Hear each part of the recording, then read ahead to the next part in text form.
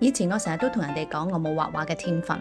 我就算照住嗰啲嘢畫咧，都畫唔到出嚟嘅。自從我接觸咗禪繞畫之後，我要推翻我之前嘅嗰句說話，因為對我嚟講，以前跟住畫都畫唔到，但係而家嘅我，佢好似將我嘅腦袋同埋啲手指協調翻咁，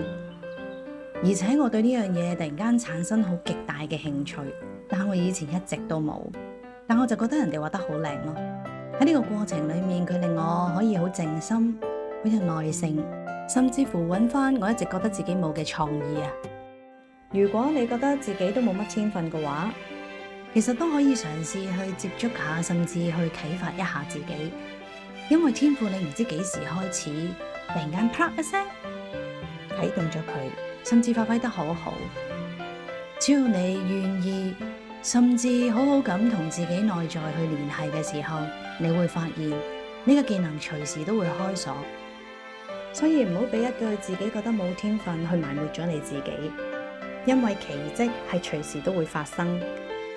因為當你願意接觸，宇宙就會有最好嘅安排。歡迎你 follow 我嘅頻道，爵士森林。